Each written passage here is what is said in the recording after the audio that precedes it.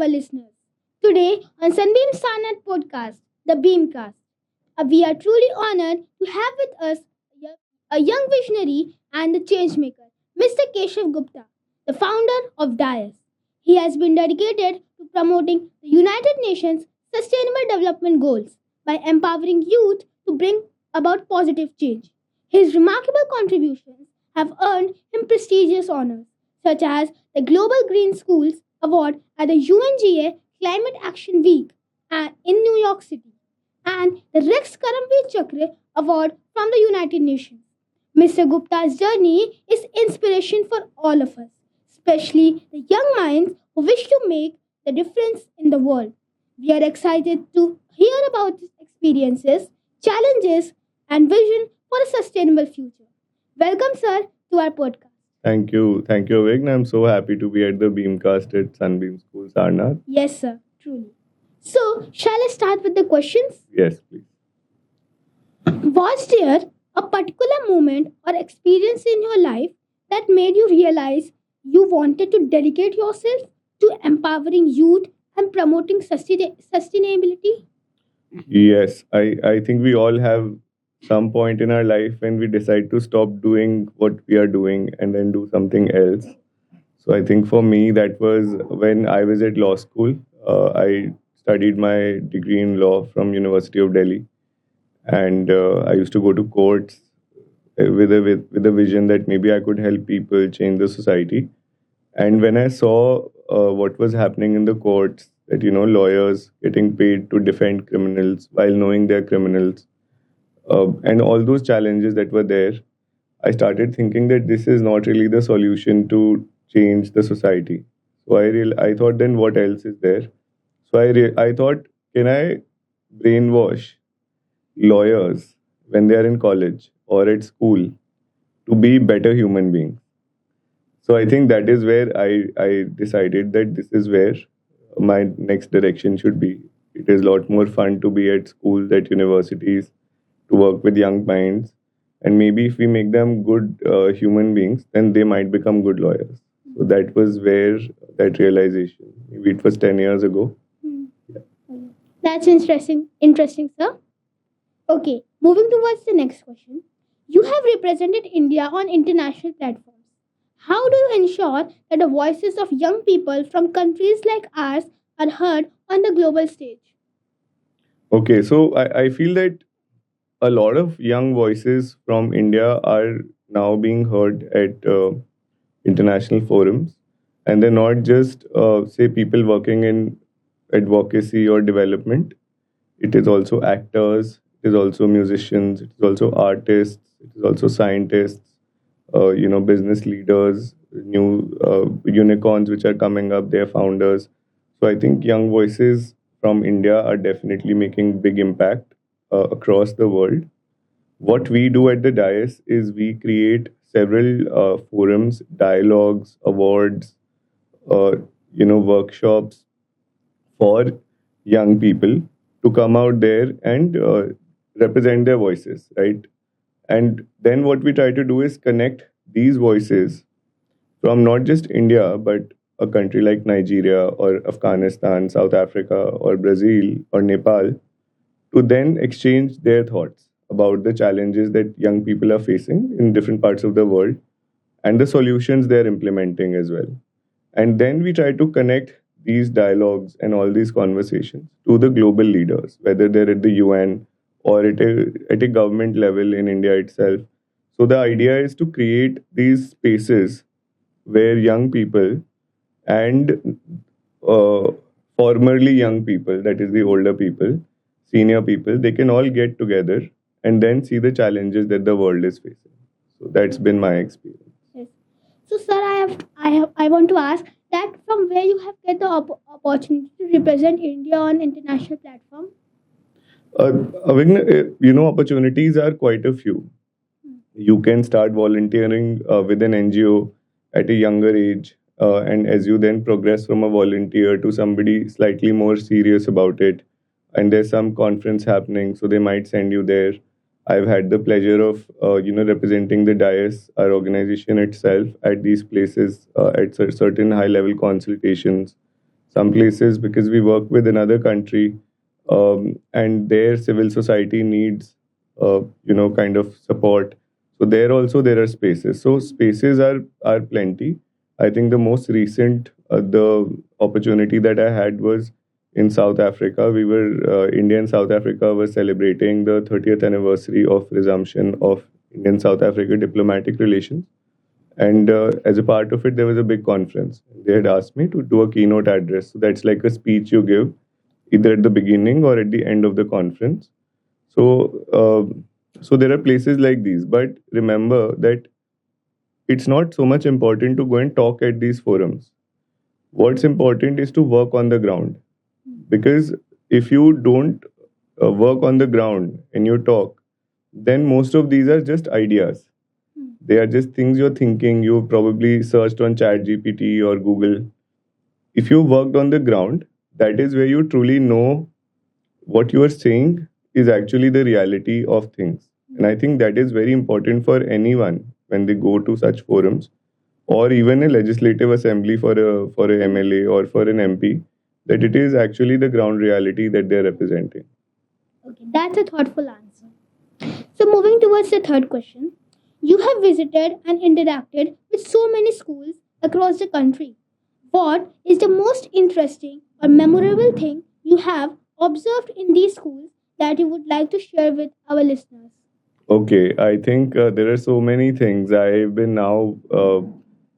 right now 35, and I think I've spent about 16 years out of those 35 years working with schools and colleges. One of the most interesting things that I have realized is that whether you sit with a fifth grade student or a 12th grade student or a teacher, everyone has something to teach you. So I was at a school very early on in Indore, and I was eating with a grade 5 student, and I did not, at the end of my meal, I did not put my knife and fork in a way that shows that you have closed your plate. This is a basic part of dining etiquette, but I've not eaten in messes before, so I don't know dining etiquette. That student told me, he said, "Sir, this is not how you close your plate. This is how you close your plate." And then I said, "But why is it important?"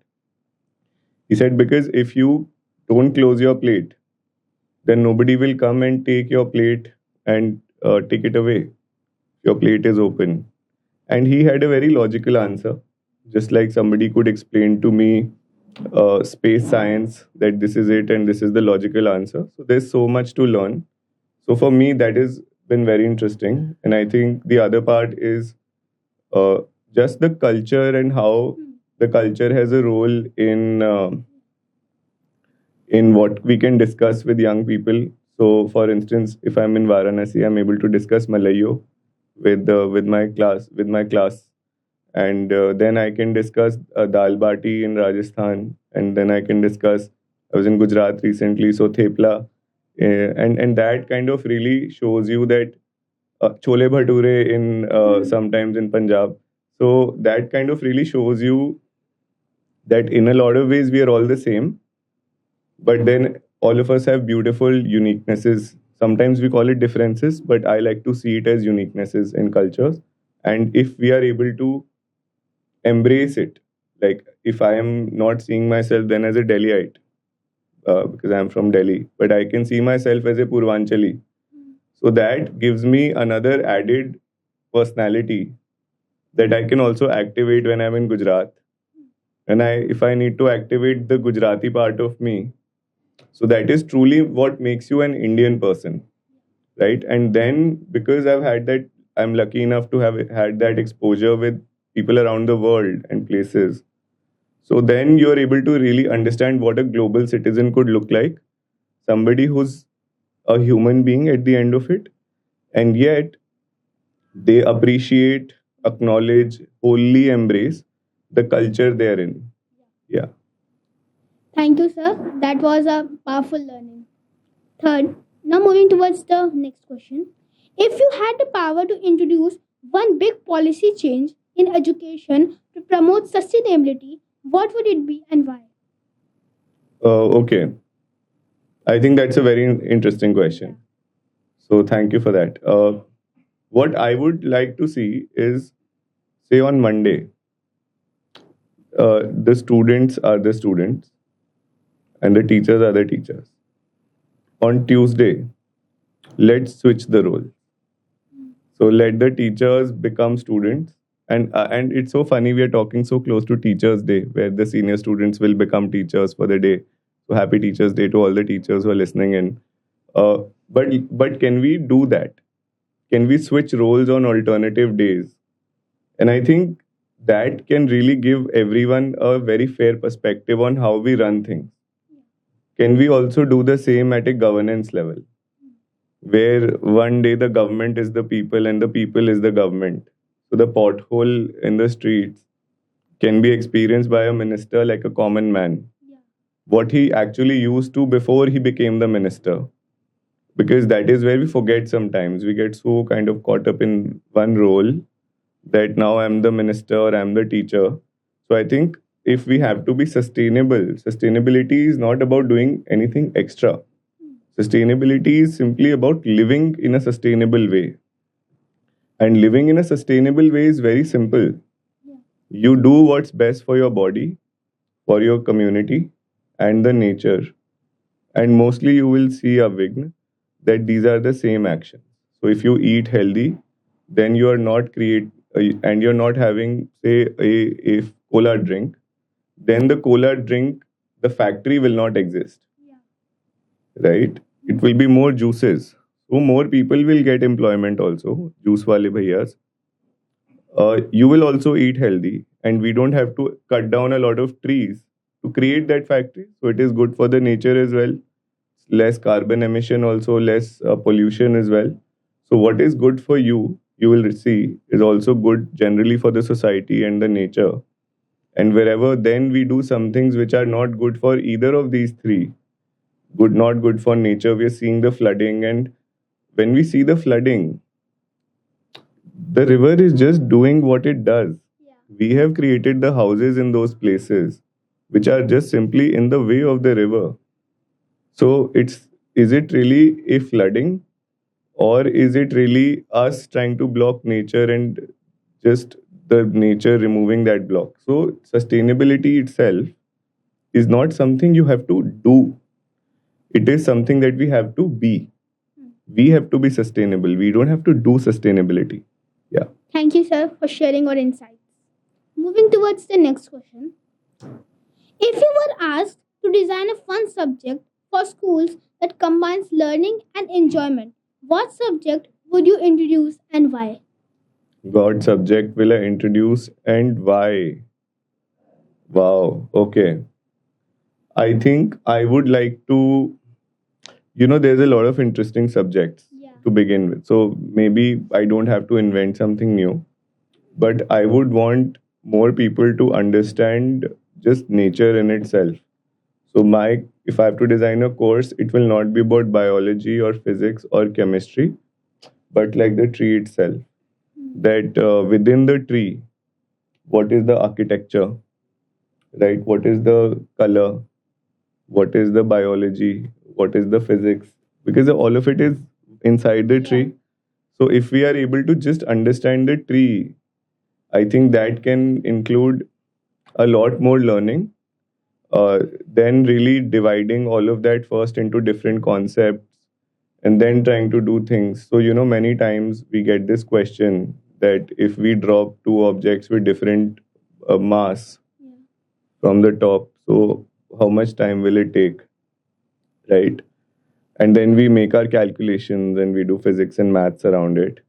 But then if it is coming down and it hits a bird, then your math is disturbed. If there's wind there, so in reality, is anything kind of moving without really the nature around it? It's not.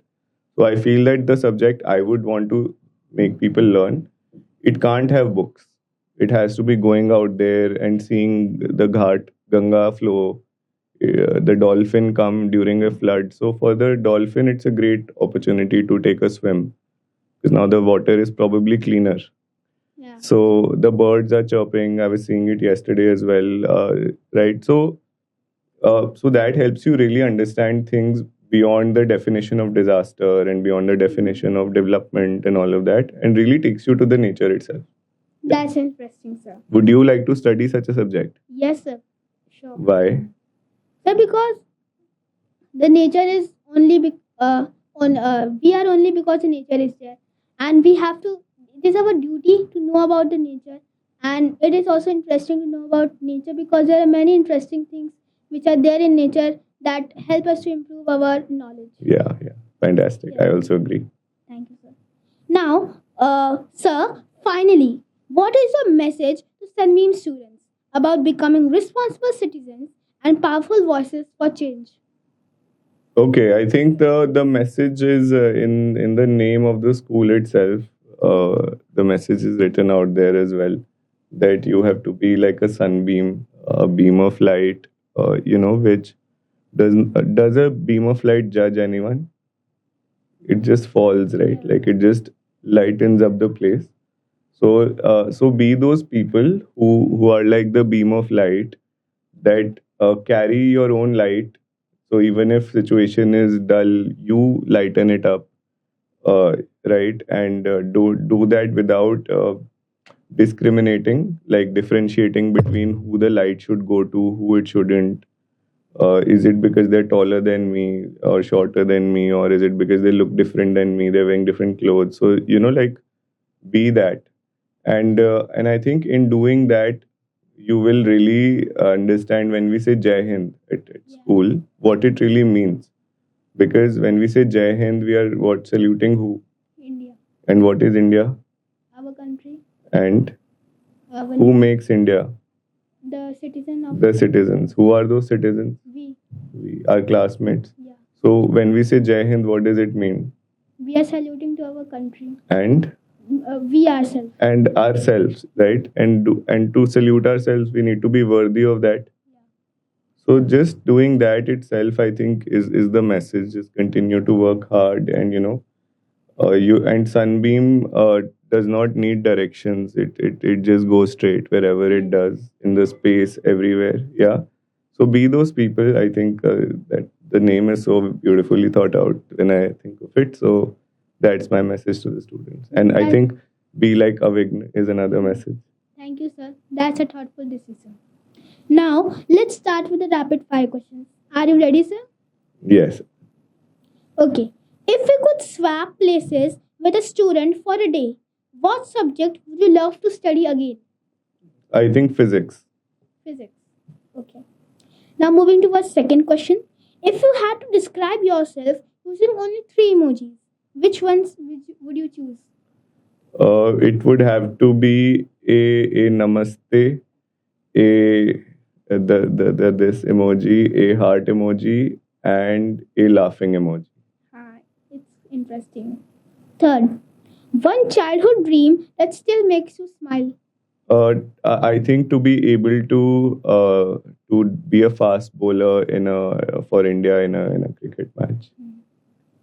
A song that instantly lifts your mood. There's this artist called Pink Floyd. They have all the songs. Any song is good for me. If you could have dinner with any world leader, past or present, who would it be? I think it would be Avighna. Hmm. That's good. Would you like to have dinner? Yes, sir, Okay. sure. Yes. Next time we should do it. Thank you once again, sir, for sharing your inspiring journey with us. We are sure our listeners have gained both wisdom and smiles today. This is Sunbeam Sarnath podcast, the Beamcast. Signing off, stay curious, stay inspired, and keep making a difference. Thank you and Jai Hind.